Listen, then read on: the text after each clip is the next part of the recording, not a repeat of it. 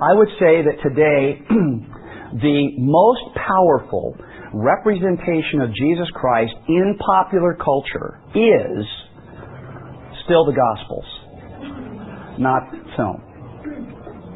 No film could ever replace the Gospels in the powerful evocation of an encounter with Jesus Christ. So I want you to be clear about that from the beginning, even though I will not be talking about films that feature Jesus. And of course, if a movie is PG or at least PG-13 or above, the first and last names of Jesus are used quite often, if you know what I mean. Now, what I want to talk about with you is the way in which film enters into the broader task of Christian apologetics, because I have heard that this is a conference in Christian apologetics. I think you've heard that too. How many of you have heard, since coming to the conference this weekend, a definition of Christian apologetics? Not very many. In my experience, we have conferences without always being clear about what it is we're doing. You find out what we're doing by doing it, or by seeing other people do it. But I want to give you a definition of Christian apologetics to provide context for what I'll be doing here. Now, I already warned you that I teach philosophy. All right? And a lot of people are a little skeptical about philosophers, a little bit nervous about philosophers, right? And many people think that Christian philosopher is an oxymoron, or some kind of moron, anyway. If you're a Christian, how could you be a philosopher, say many Christians, and if you're a philosopher, say many philosophers, how could you possibly be a Christian? Well, I'm still working on that. But that is my vocation in this world. And my wife would tell you, if you were to ask her, what in the world is it like to live with a philosopher? And she has had to answer that question often. That a philosopher is someone who goes on and on and on and on and on about things that even he doesn't understand, right? And then he makes you feel like it's your fault. I hope that doesn't happen while we're together in the few moments that we have. But I want to give you a definition of philosophy that might make you think that's what I'm doing, because it's a kind of complex, technical definition of apologetics. You could say that apologetics is the rational defense of the Christian faith. But that's incomplete. I want to give you a more complete conception of Christian apologetics and ask first how we're doing launching this. Is it looking? Okay, well, we'll see how this goes. I have a slide that puts this on the screen, but I will just tell you what it is, okay? So it's good that I can remember my own definition, I guess, of Christian apologetics. Christian apologetics is the rational formulation and the winsome presentation of a rational case for the Christian worldview and its associated form of life, together with answers to objections. I actually said part of that a little differently than the slide itself is. But if you're writing this down, let me say it for you again. And I'll say it the way it is on the slide.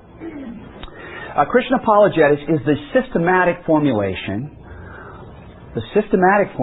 of a rational case for the Christian worldview and its associated form of life, together with answers to objections.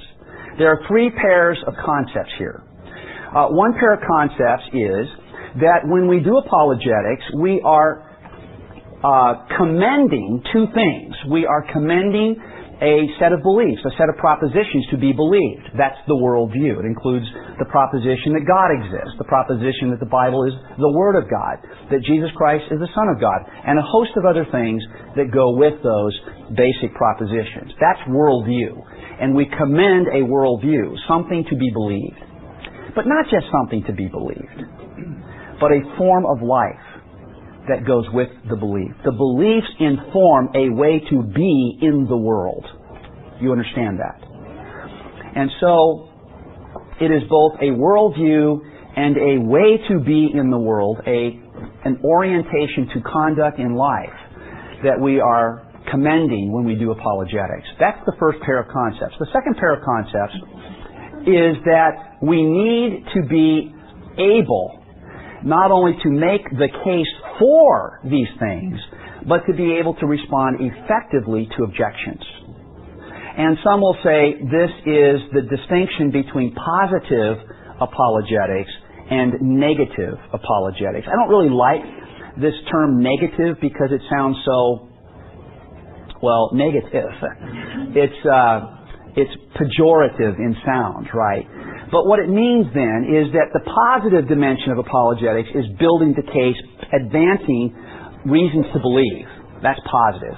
But then the negative side is you either anticipate objections and respond to them before they even come up, or after presenting your positive case, you're prepared to respond to those objections. In other words, deal with potential defeaters for what you believe. And that's the so-called negative task of apologetics.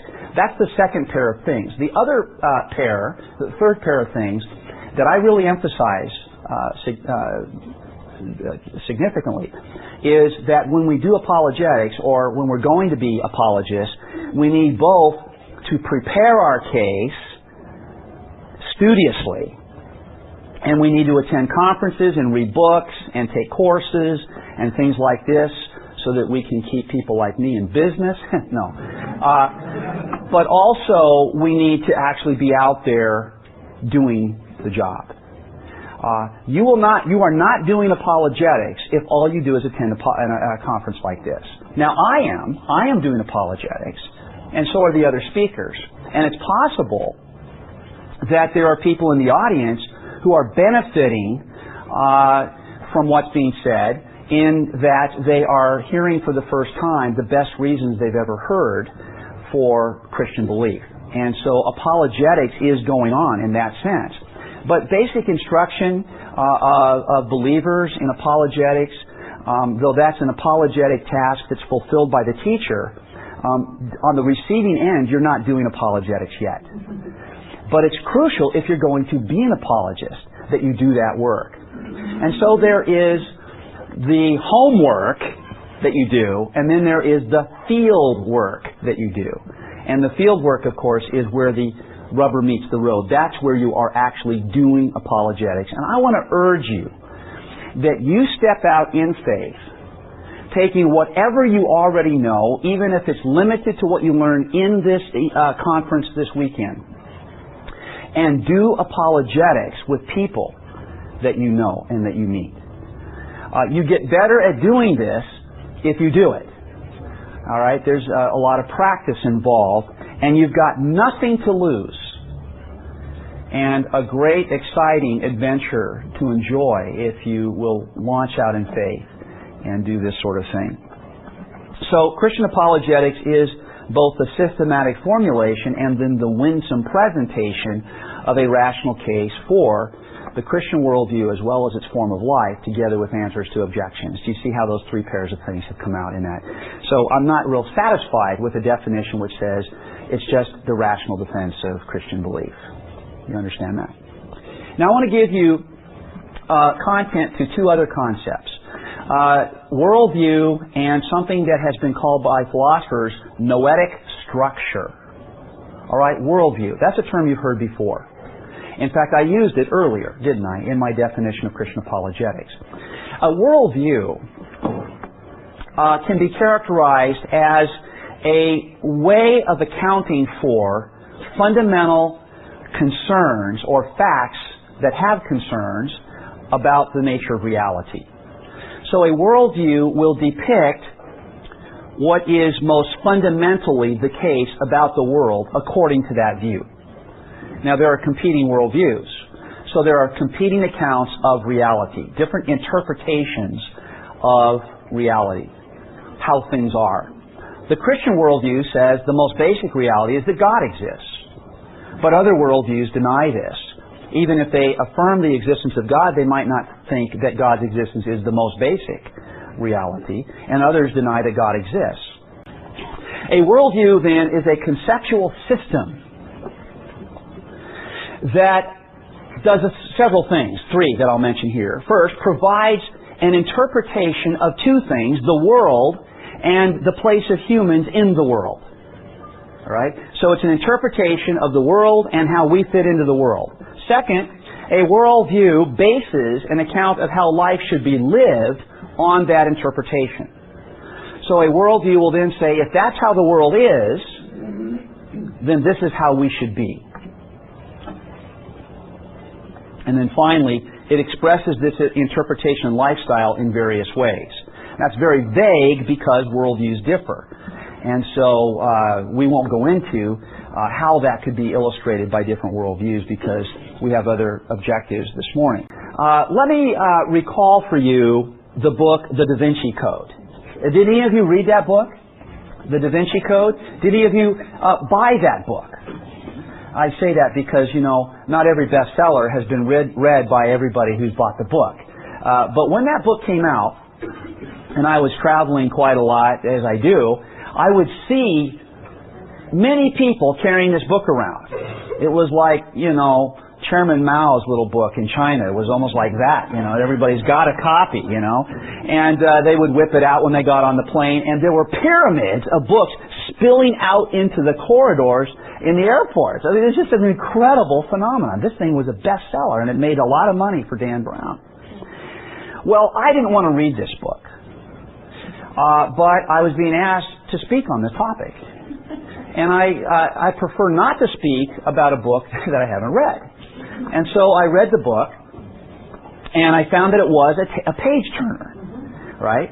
And so then I was able to talk about it, and I gave some talks about the Davinci Code, which I think now would be have passed into obsolescence because people aren't thinking about that movie anymore, even though they have similar ideas.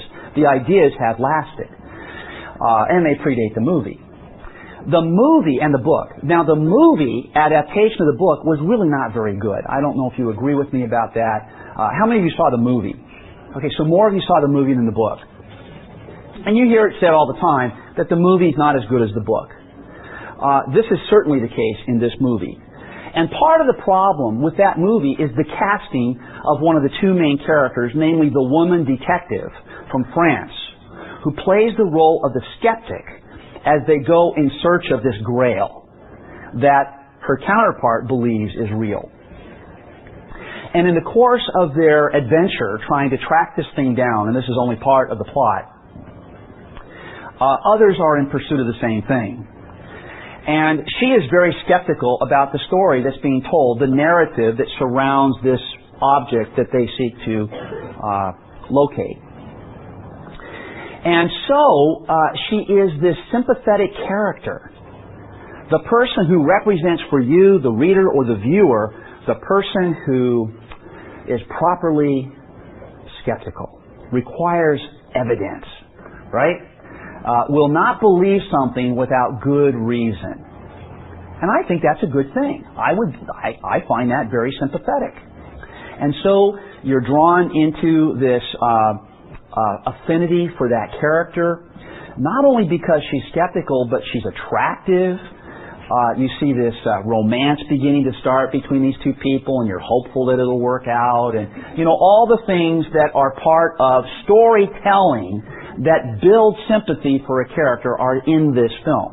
I think that they could have cast the character with somebody who seemed a little more mature and up to the job that she was supposed to do in the film, and so on. So I think it was a casting problem there. But that's irrelevant. The point is, it's clear that she's supposed to be this sympathetic figure, and a consequence of that is that you're supposed to share in her kind of natural skepticism and demand for good reason to believe this story before actually believing it. You got the picture? And so you are growing into this kind of skepticism as the movie progresses. Now, late in the movie, she and the other character are fleeing and end up at somebody's mansion. And it's the mansion of a kind of idiosyncratic scholarly type who has this massive library, and it's beautiful. I mean, I envy him his library, if not his hairdo. But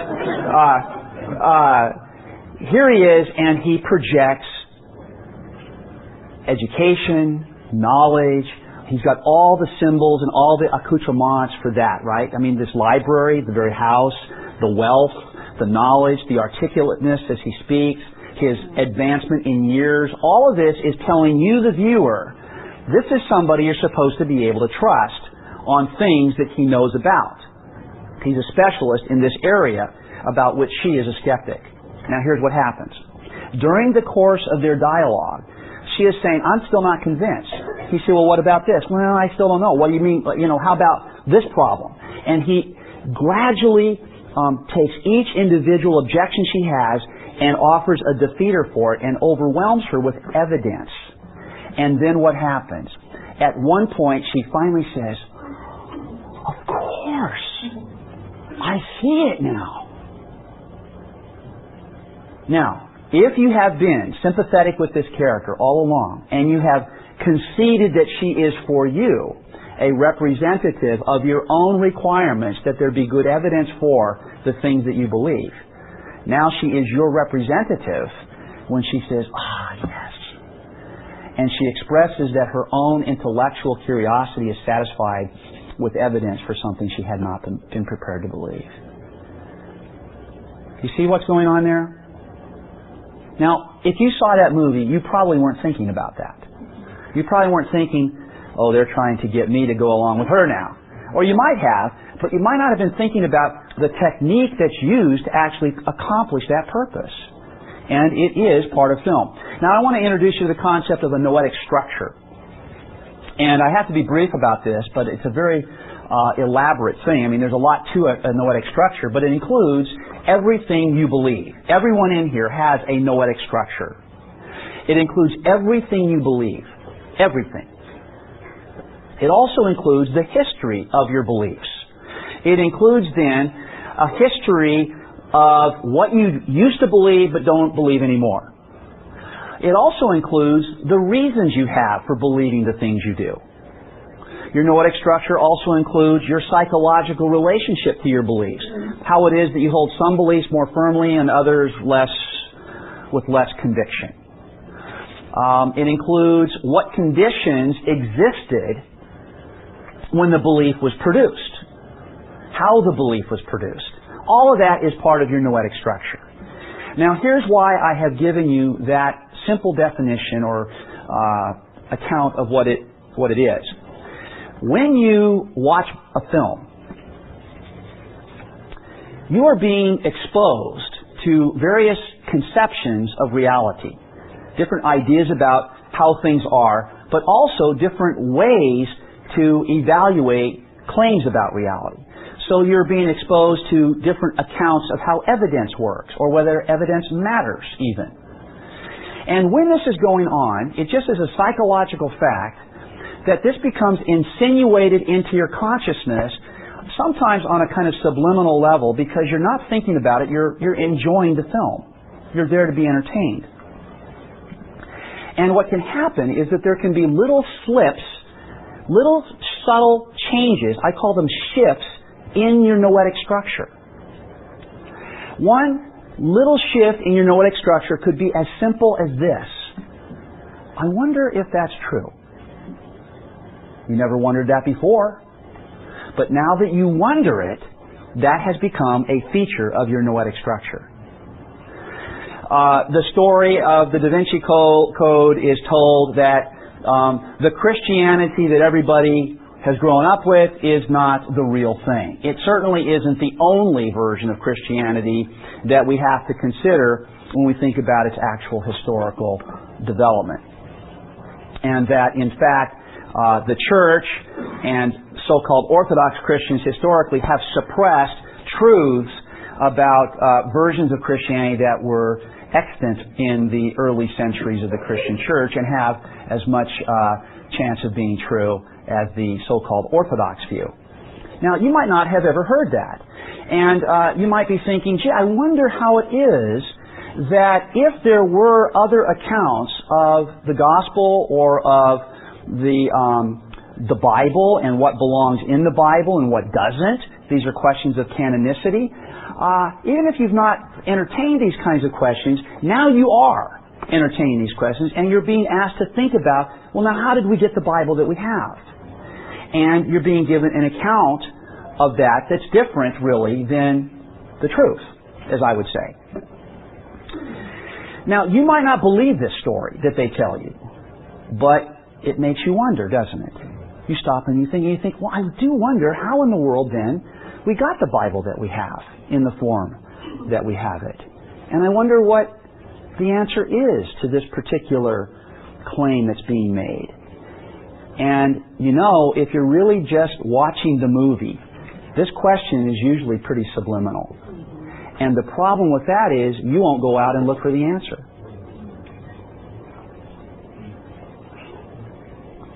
Because the question isn't before your mind in a very explicit way. And so there is just this subtle shift in your noetic structure. You haven't changed anything you believe. But now how you hold your beliefs has changed. Movies can do that. My goal today has simply been to help illustrate for you the powerful tool that film is to evoke sympathy and cause subtle shifts in noetic structures that should actually be followed up with conscious questions and careful study, but often are not, and thus have a powerful but subtle influence not only in the broader culture, but even on our own Christian minds if we are Christians ourselves.